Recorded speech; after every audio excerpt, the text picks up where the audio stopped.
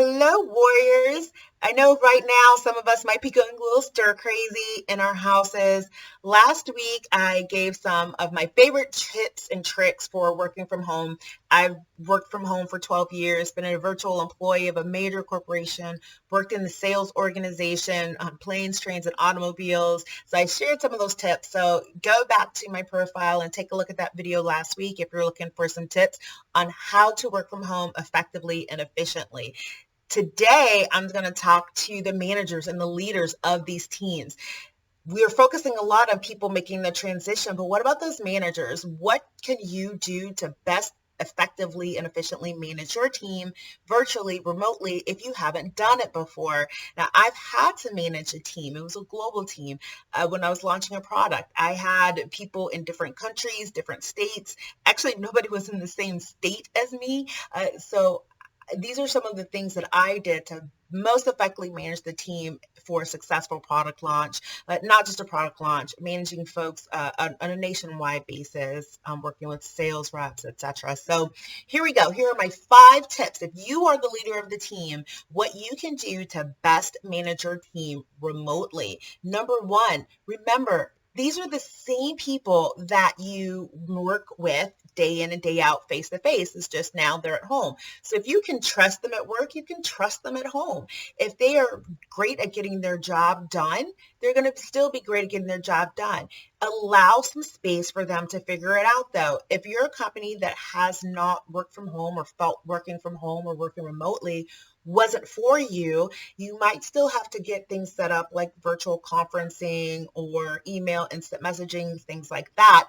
But allow some bandwidth there to get things figured out, especially if they have a family at home and they have to figure out navigating kids being at home, other people being at home. But just keep in mind, if you trusted them, you trust them now. If you didn't trust them then, nothing frankly has changed, right? So that's a whole separate conversation, but that's one thing. Number 2, check in, don't check on. And what I mean by that is check in with your team, ask them if there's anything that they need from you. As the leader, your primary objective is to remove obstacles for them, whether it's because they're working from home or whether it's a project. You still want to keep focused on that.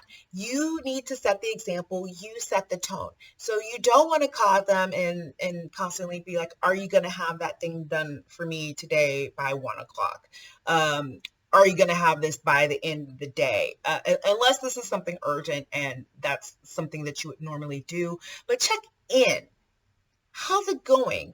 Have you been able to develop a good working schedule from home? What can I do to support you? Is the technology working from you? Again, but don't check on, don't nag, don't micromanage. But if you are already a micromanager, again, that's a discussion for another day. But again, check in, don't check on. Number 3, regular team meetings. And I would offer that you might want to increase those team meetings. Now, if it's every week already, that's probably good. Keep that regular cadence. Continue doing what you would normally do, whatever that agenda is or how you put that agenda together, and make sure everyone is getting on the call. Should you do video versus audio? It's really up to you. I would change it back and forth or give people the option. A lot of conferencing gives people the option of whether they want to show video or just do audio, but set at least one video call so you all can see each other's reactions, but announce it ahead of time. Don't get on the call saying, oh, this is going to be a video call, because we are working from home. So people might not look as spiffy as they would in the office. So no surprise video conferencing, but keep the regular cadence. Number 4, and keep it fun, keep it light.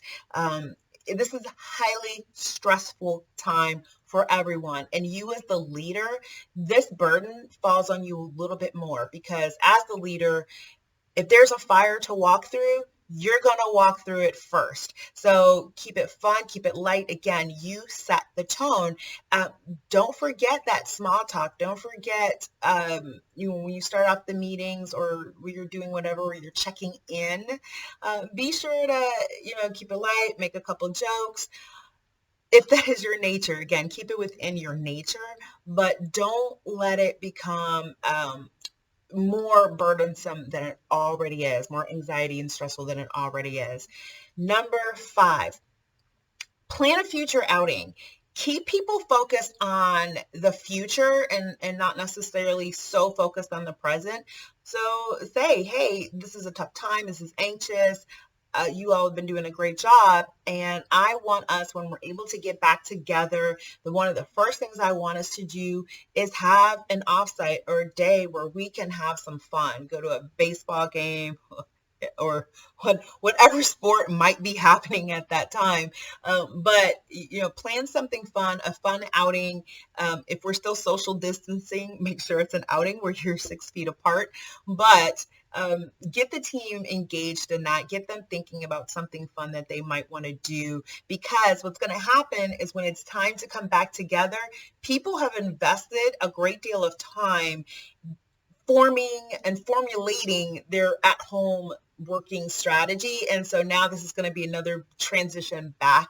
And some people might have liked it. And so what you want to do is make it as easy as possible, as non-stressful as possible to reintegrate in person as a team. So that's it. Those are my 5 tips for the leader, the manager, to lead a virtual and remote team. So 1, these are still the same people. Treat them the same. 2, check in, don't check on. 3,